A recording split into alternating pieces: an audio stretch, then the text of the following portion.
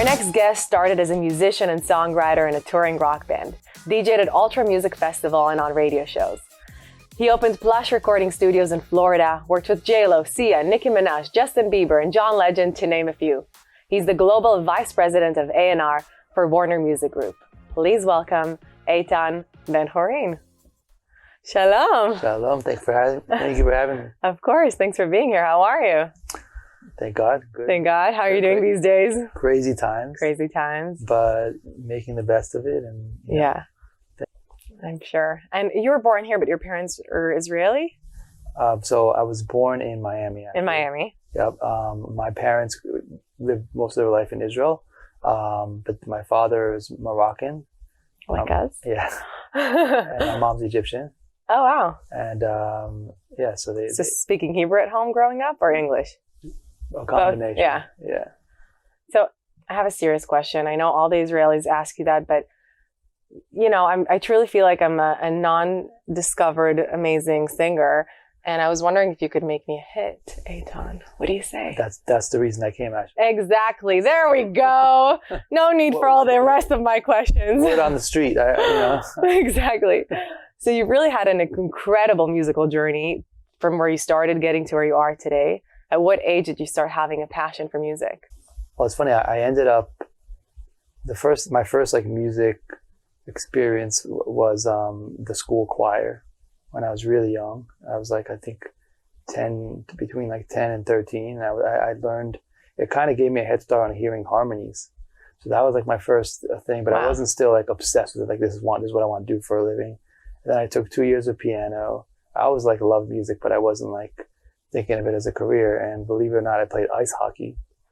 In Miami? In Miami. I played ice hockey. Okay. That was my life. I would, my father would drive me to the ice hockey rink at like 6 a.m. on Sundays. And and then I remember I was leaving hockey practice one day and there was Green Day. Yes. Basket case was like blasting out of like a car stereo. I was like, what is this? And that sound at the time didn't exist. And you ran home and took your father's guitar and taught yourself how to play all their songs? Yes. Until your fingers were bleeding? Yes. Where did you drive that crazy work ethic at such a young age? Well, I think when you do something from the heart, mm-hmm. And you do it like it's because your passion, you do it, no one does it better. When you really do something, it makes it that you work harder at it like naturally without like trying. You don't have to try. It's not like, so, and I'm sure you have also a passion and you do it the same way. Everything you do, it's because you love it, And you have a beautiful heart and soul. I can say that because I know you and it really shines out of you. Thank you. You bring that energy to every room you walk into. Thank you. So in early 2000s, likewise. Thank you. In early 2000s, you became a DJ and performed in one of the biggest music festivals in the world, Ultra in Miami. How did that happen? I got exposed to dance music early on, fell in love with the music, and I bought a drum machine and turntables, and I learned how to produce and DJ. Just at home, practicing? At home. Wow. At what age was that? This is 17, 18. And then when I got to college, I right away, I moved to Orlando for college. So I grew up in Miami, moved to Orlando for college, and then when I got there, I didn't know one person in the city. And I immediately, from day one, went to every record store, picked up there were flyers at the time because it wasn't the internet wasn't as big. So I just picked up flyers. I learned everything that was going on around the city. I went to every single event, every single night, and just started networking. I got a job at the local music store there. It was a music store that sold music, and then they had clothing and piercings on the other side. Sounds like a chic boutique store. Yeah, and I had my mixtape. I made a mixtape, and I had it playing all day in the store. And everybody that would come in the store, they'd be like, "What's this playing in the background?" I'd be like, "Oh, that's funny you asked. That's my mixtape." And just happens to be here. Yeah, and then so I sold like 400 copies, and then I had my first show downtown, and it was packed. And then I developed a following. I started, and then I always had kind of the entrepreneurial side too. So I started getting shows. I worked out a deal with the local venues, and I'm like, I had a night downtown, so I would had somebody collecting door money. I started flying in bigger DJs than me and artists. And then I would open for them, and I started developing my following like that. And then the other venues in town were like, you're doing an amazing job. Can you promote for us? So then I started a street team. And I had people on every corner collecting, passing out flyers.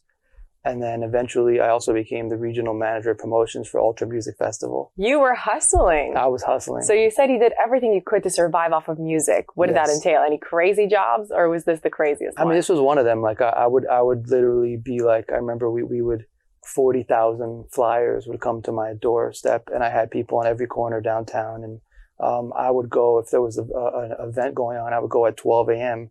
when it was like packed, and put flyers with my team on every single car in the parking lot, you know? And so it was a lot of that. And then, and then I ended up also DJing at Ultra like 4 years in a row on like the main breakbeat stage. And it was just but that was kind of, you know, one part of a very long journey. Was there a moment in that journey that you said, that's it, I'm done, I quit? It's not going in the direction I want? There was never a moment where I was like, I quit. Never that. Because I always like, I was you never. did what you loved. I was never, I started as a kid on the guitar. I just loved to play music. Like it was that. So I always just kind of followed my heart. And when I was DJing, I wasn't like, oh, let me see how I could like make a business out of it. I just like wanted to like get in front of as much people and inspire and all that. So like, I just always like followed your heart, and you felt like that was what made it successful, actually. That you come from truth, from your heart. Yes. And you know what? It doesn't always work out that way. But we're not all vice president for Warner Music. Thank God. But I will say that there was, if I had just done one of the things, it wouldn't have worked. So like I just did everything until something came out of. Like I just did everything I could possibly could. And, you know, I was making some money from DJing, and then my band was making some money at one point. I had my street team that was making some money. It was like a combination. That's very inspiring. And when did you decide to move to LA, and why? So after that, I started also songwriting. When the band gets back together, I started songwriting and producing for artists. I had money saved up. I sold my first song, actually, ironically, to Atlantic Records, where I work now, which is one of our companies at Warner. And I had money saved up. I took a big risk. I maxed out all my credit cards, borrowed money from my family, and bought what became the most popular recording studio in my city at the time. It still is. Plush Recording Studios. Shout out to the team. It's amazing. So I still have it down there, but anybody that would come through Orlando would record in my studio. So whenever the studio wasn't booked, I started signing local talent, local producers, and I would write and produce myself, and just kind of use it whenever it wasn't being booked.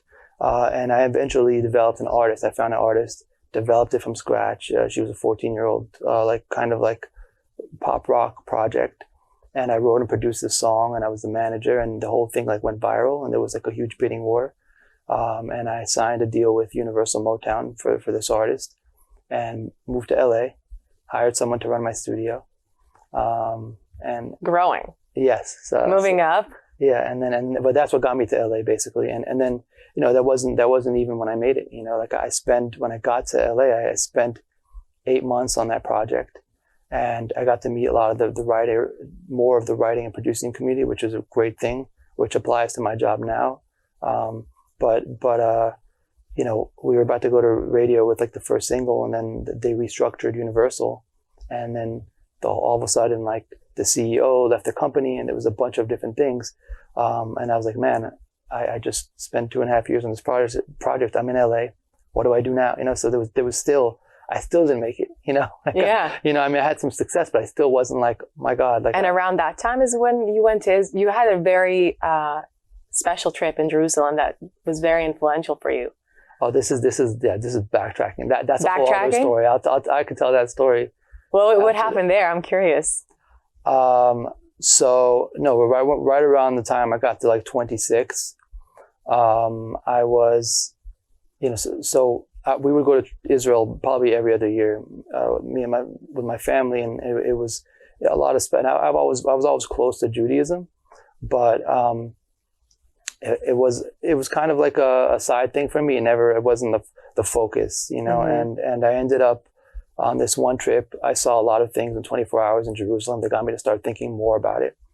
And I remember that on that trip, I was at my uncle's house, and like the second day on the trip, I was at my uncle's house, and I was producing this song on my headphones all night. I was working on this song, and at 4 a.m, he like randomly wakes up, and he's like a very spiritual guy, and we just had this deep conversation about Judaism. And that night he tells me, he's like, if you take on one mitzvah, like one good deed, and you never miss it no matter what, it holds like a lot of weight. I didn't think much of it. What'd you choose? Well, he suggested nitilat yadayim, which is washing your hands before bread. And you know, it sounds easy, but it gets complicated. But if it was, which today we'll all have to do, to wash our hands before anything we do. Yeah, and then like the crazy thing, before I went on that trip, I had no contacts in music in Israel, zero. And it was like a 2-week trip.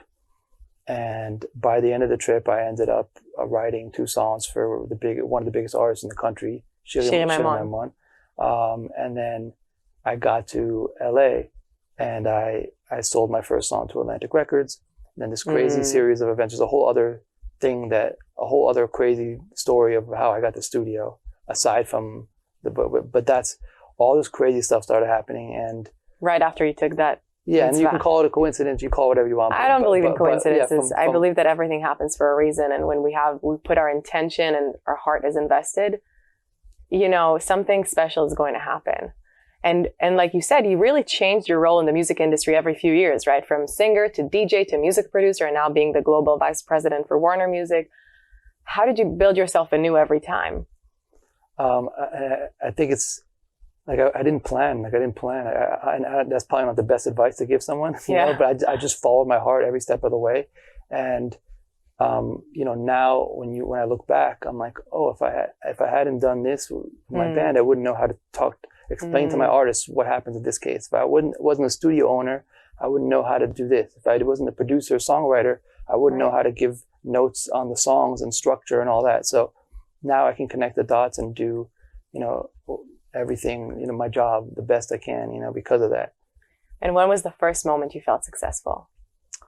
Because you've had many wonderful, successful moments. I think the first success was when I was 15, and my band, we had been a band for 2 months. And there was this, at the time, the internet wasn't as big, and there was this newspaper, the Miami Herald in Miami, which was like everything back then. And they threw like a battle of the bands. And I remember we could barely play our instruments, but immediately we were already always good songwriters. So that was just something that I guess in this case made the difference. So the lead singer's mom like hit record, and they just randomly during one of our practice things send it in. Wow. And then I wake up one morning and there's like a full spread newspaper with like with my band there that we won the contest. And we beat out bands that were playing for like 5 years. And it was like because the song was good. Wow. And it was just, so that was to me the first time. And the whole school was talking about it. And we got our first show after that. So it was just like, that was like the first in music. That was the first time I felt like. Is there something that you think you do on a daily basis that helps you being as successful as you are?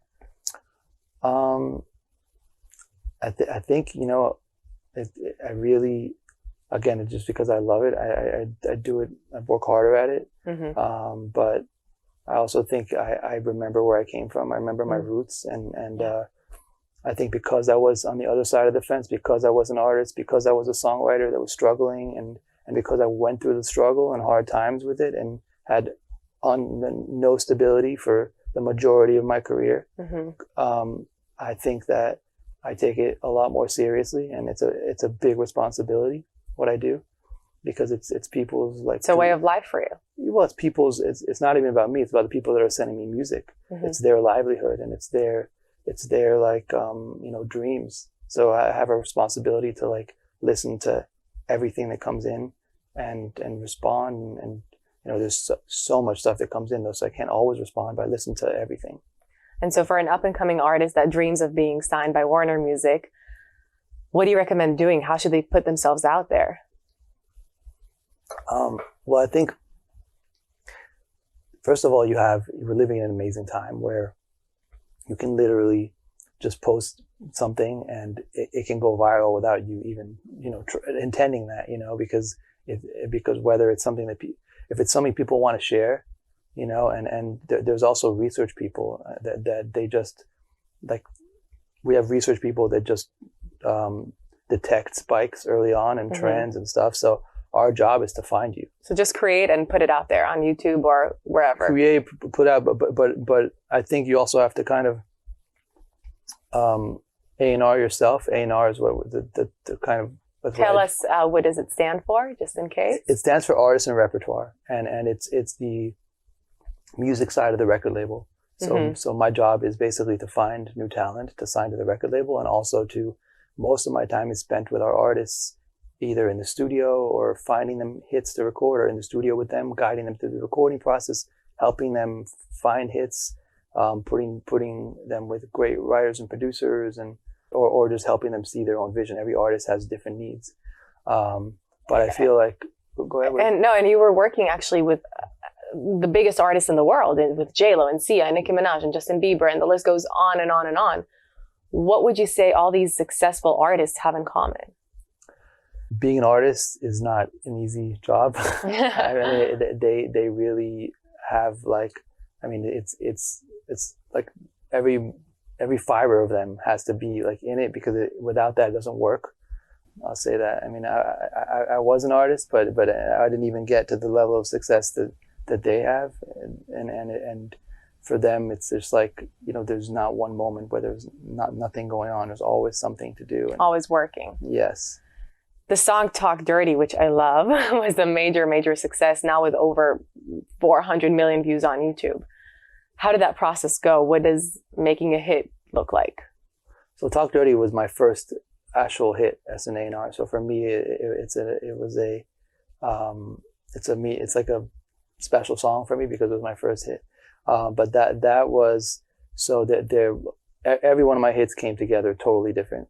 Mm-hmm. And in that particular case, there was an instrumental that I had, and there was that someone from a publishing company, a dear friend of mine, sent to me, and there was this instrumental but with no song, and we were trying for months to I was sending it around to writers to write ideas to it. Even Jason was writing to it, and so I remember I had put Jason in with one set of writers to write to it, and there's an entirely different song on that same instrumental that's not a hit. And 90% of the time when that happens, the artist doesn't want to write to the same instrumental again. And I remember I went in the next day. I remember it was like a Sunday, and I was like, man, I just don't feel like going. It's Sunday. I don't feel like going to the studio. But you know what? Let me just stop by and see what's going on. So I went and played the instrumental again with another couple. I played my favorite 5 instrumentals. There was with a different set of writers in the room and Jason, and everybody like jumped up again when the instrumental came on, and I stopped the music and I'm like, Jason, I know you wrote to this, but like if you try this again, if you nail this, it's going to be a hit. I know you're very active with advocacy for Israel, and in 2018 you were honored Ambassador for Peace. And when artists want to cancel their shows in Israel due to BDS, you stand up and defend Israel.